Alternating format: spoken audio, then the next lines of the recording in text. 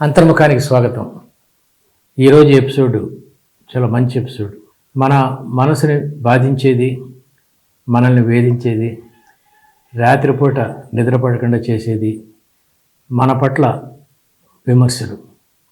మనం ఎన్ని మంచి పనులు చేసినా, ఎంత బాగా సేవ చేసినా మనని విమర్శించేవాళ్ళు కొంతమంది ఉంటారు. 100కి 90 మంది మనని పొగిడితే 10 మంది విమర్శిస్తారు. ఇది గాంధీకి తప్పలేదు, మదర్ తెరిసాకి తప్పలేదు, ఎవరికి తప్పలేదు. వాళ్ళు చేసింది మంచి పనా కాదా అనేది పక్కన పెడితే విమర్శించేవాళ్ళు మాత్రం ఎప్పుడూ ఉంటారు. ఆ విమర్శించేవాళ్ళు మన స్నేహితులైతే మనతో వాదనలకు దిగుతూ ఉంటారు. దాన్ని ఆర్గ్యుమెంట్స్ అంటారు. Arguments are different from discussions. మనం బాగా మంచి స్నేహితులు అనుకునేవాళ్ళు కూడా మనతో డిస్కస్ చేయరు. ఇదిగో నీ అభిప్రాయంలో ఇది తప్పు ఉంది, నీ వాదనలో ఇది తప్పు ఉంది, ఇలా అనరు. ఊరికి ఆర్గ్యూ చేసేస్తారు, మనని చంపేస్తారు దాదాపు ఆర్గ్యుమెంట్స్లో. ఎలాంటి ఆర్గ్యుమెంట్స్ ఉంటాయో ఇప్పుడు చెప్తాను. పక్కదారి పట్టిస్తారు. ఉదాహరణకి, ఆడపిల్లల టాయిలెట్స్ గవర్నమెంట్ స్కూల్స్లో బాగలేవు, కానీ ఒక వ్యక్తి అద్భుతంగా చేస్తున్నాడు.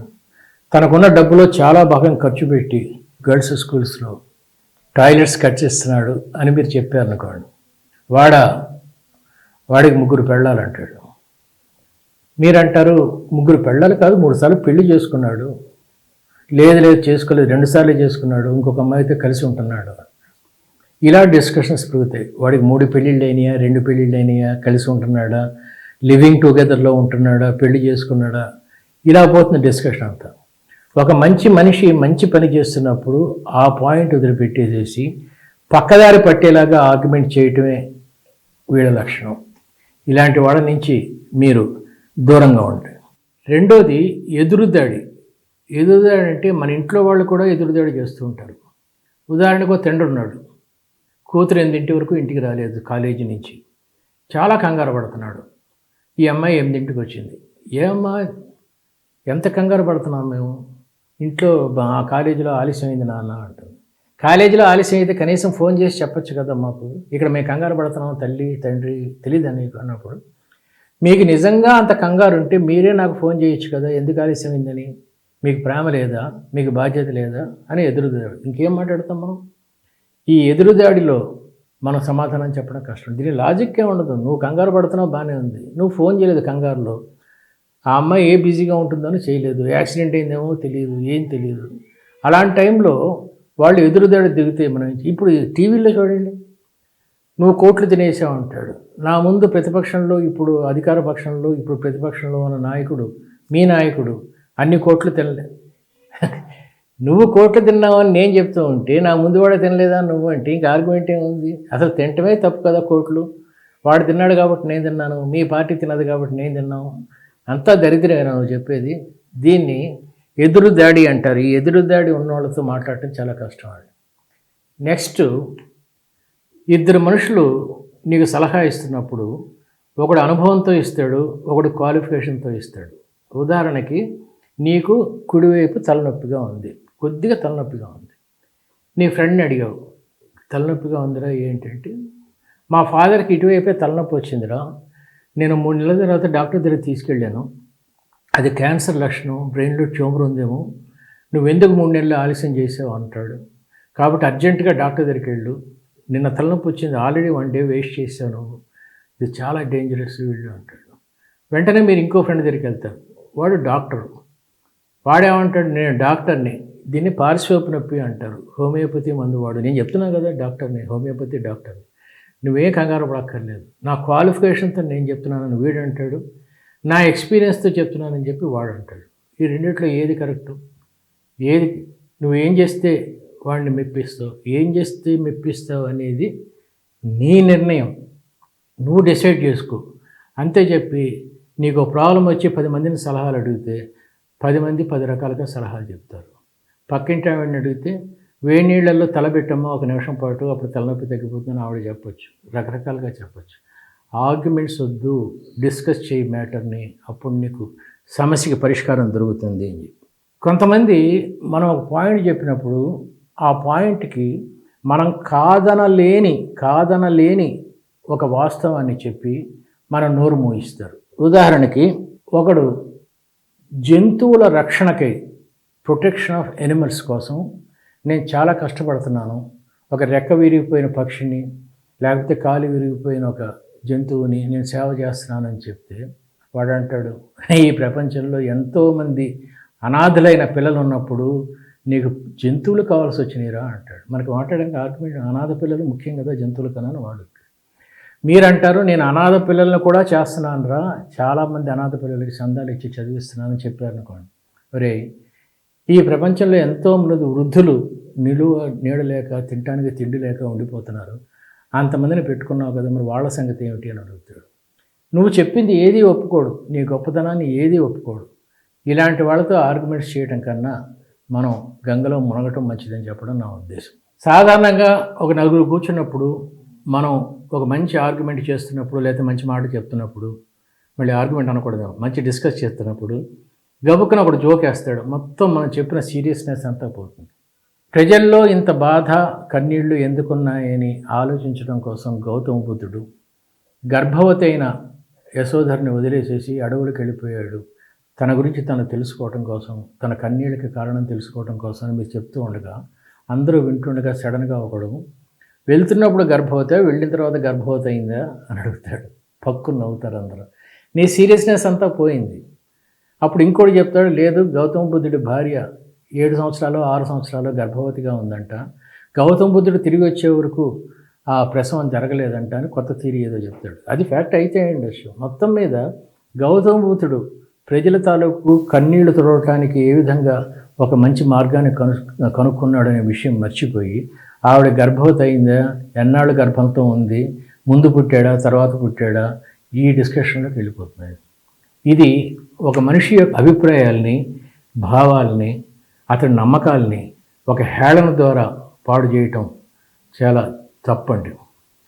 ఒకడంటాడు, నేను తిరుపతి వెళ్తున్నాను, ఆ వెంకటేశ్వర స్వామి ముందు కళ్ళు మూసుకొని నమస్కారం చేస్తుంటే మనసంతా అద్భుతంగా ఉంటుంది, చాలా తదాత్మ్యత, మెడిటేషన్లా ఉంటుంది, ఆ ఫీలింగ్ కోసం నేను ఏడాదికి 2 సార్లు తిరుపతి వెళ్తున్నాను అంటాడు. ఇంకోటి అంటాడు, నేను రోజు మందు కొడతాను, మందు కొట్టినప్పుడు మనసు ప్రశాంతంగా ఉంటుంది, నాకు ఇక్కడ డబ్బు ఖర్చు, నీకు అక్కడ డబ్బు ఖర్చు, ఏదైతే ఏంటో నాకు తెలిసాడు. దీనికి దానికి అసలు ఏమైనా సంబంధం ఉందా? ఇక్కడ ఆరోగ్యం పడుతుంది, మందు లేకపోతే ఉండలేడు. ఇలాగా అది కరెక్టా ఇది కరెక్టా అని నేను చెప్పటం లేదండి. కేవలం ఆర్గ్యుమెంట్స్ ఎలా ఉంటాయి అని చెప్పటం మాత్రమే నా ఉద్దేశం.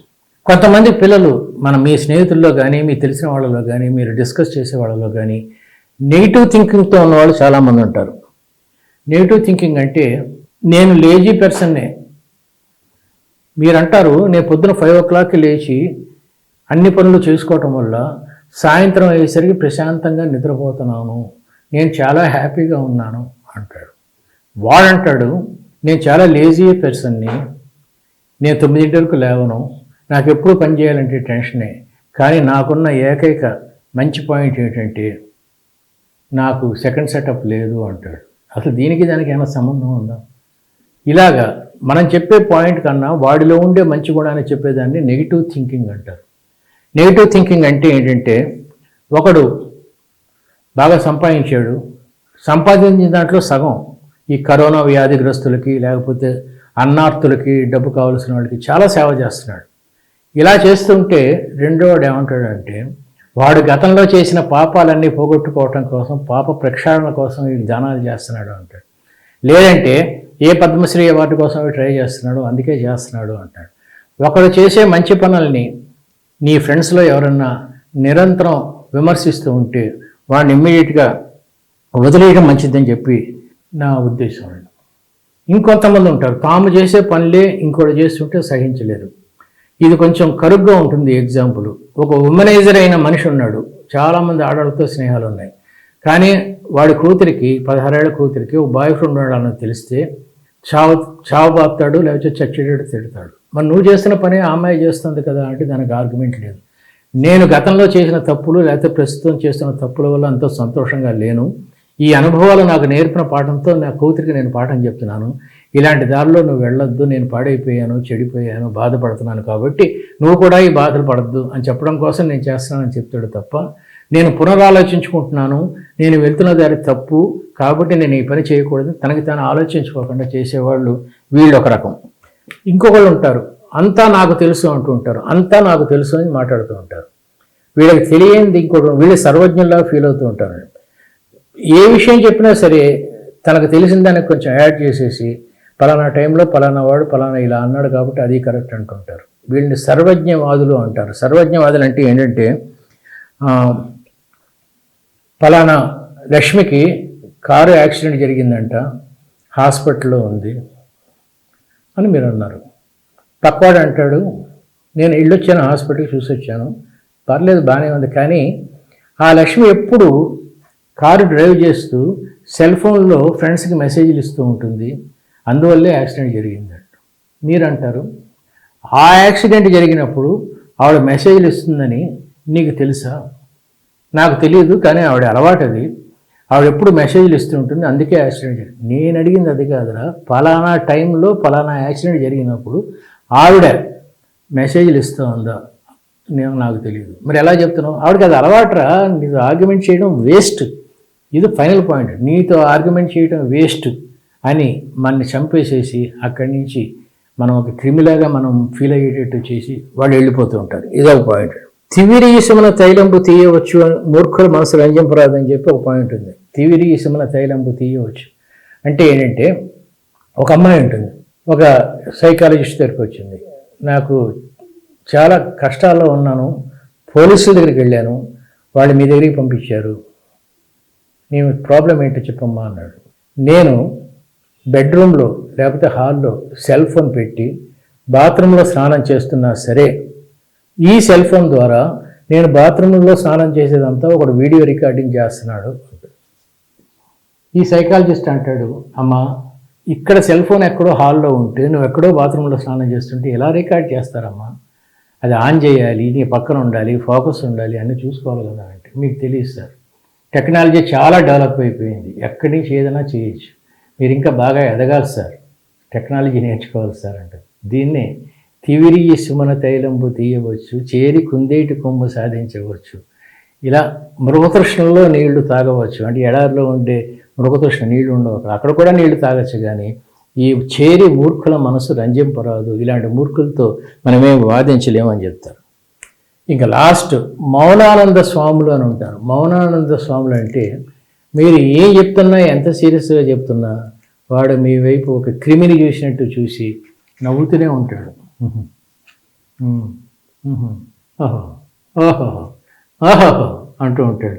ఇంకా మీకు ఏం మాట్లాడాలో అర్థం కాదు, మీరు చెప్తున్నది కరెక్ట్ అని మీకు తెలుసు, వాడు మిమ్మల్ని సపోర్ట్ చేస్తున్నాడో తెలియదు, మిమ్మల్ని వ్యతిరేకిస్తున్నాడో తెలియదు, వాడు నవ్వుతూనే ఉంటాడు. వీళ్ళ వల్ల మనకి రాత్రి నిద్ర పడుతుంది. ఇలాంటి దళితుల నుంచి మీరు దూరంగా ఉండండి. నెక్స్ట్ దీనికి ముక్తాయింపు ఏంటంటే, అవతలవాడు ఆర్గ్యూ చేస్తున్నప్పుడు కానీ, అవతలవాడు మిమ్మల్ని విమర్శిస్తున్నప్పుడు కానీ మీరు కామ్గా ఊరుకోండి, లేకపోతే తప్పు ఒప్పుకోండి. వాడు చెప్పిన దాంట్లో కరెక్ట్గా ఉంటే తప్పు ఒప్పుకోండి, లేదంటే ఓకేనండి తర్వాత మాట్లాడదాం అని వదిలేయండి. ఉదాహరణకి నేను ఒక రచయితను అనుకోండి, అప్పుడు నేను ఒక నవల్లో ఏదో రాశాను, సీత భర్త దశరథుడు సీత అడవికి వెళ్ళినప్పుడు చాలా రోధించాడు అని ఏదో రాశాడు. రాసినప్పుడు ఎవడో మీకు విమర్శ రాశాడు, నాకు ఏం రాశాడు, సీత భర్త దశరథుడు కాదురా జనకుడు అని రాశాడు.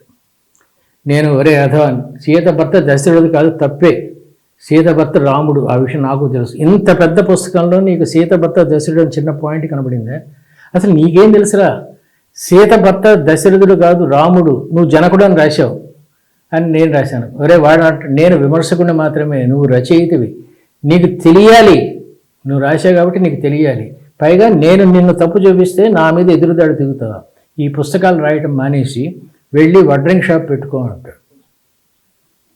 ఇలా ఆర్గ్యుమెంట్స్ జరుగుతాయి. ఇలా కాకుండా నిజమే సార్, సీత భర్తడు జనకుడు కాదు, దశరథుడు కాదు, రాముడు, తప్పు అయిపోయింది, నెక్స్ట్ ఎడిషన్లో ఈ తప్పు సరిదిద్దుకుంటాను, మీకు నేను కృతజ్ఞతలు చెప్తున్నాను, వినమ్రతతో ఎండమూరి వీరేంద్రనాథ్ అని రాశాను. వాడు ఇంత గొప్ప రచయిత నాకు నమస్కారం చేయటం నాకు చాలా సంతోషంగా ఉంది గురుగారు, మీ అభిమానిని, చిన్న తప్పు జరిగింది చెప్దాం అనుకున్నాను తప్ప ఇందులో ఇంకేం లేదు, సారీ అంటాడు. అయిపోయింది సబ్జెక్ట్. ఎప్పుడున్నా సరే డిస్కషన్స్ని వాదనల్లోకి దింపకండి. మీరు వాదించడం మొదలు పెడితే శాడిస్టులు ఉంటారు, మౌనానంద స్వాములు ఉంటారు, సర్వజ్ఞులు ఉంటారు, నెగిటివ్ థింకింగ్తో వాదించే వాళ్ళు ఉంటారు, రకరకాల వాళ్ళు మీ మీద బాణాలు వేసి మీ హృదయాన్ని గాయపరుస్తారు. కాబట్టి always accept your mistakes when there is a mistake, accept when there is a difference of opinion. మీ ఒపీనియన్ వేరు, వాళ్ళ opinion. Accept the other man is more powerful than you as far as the knowledge is concern. ఇంతే తప్ప అనవసరంగా argue చేయకండి. వచ్చేవారం మళ్ళీ కలుసుకుందాం. నమస్కారం.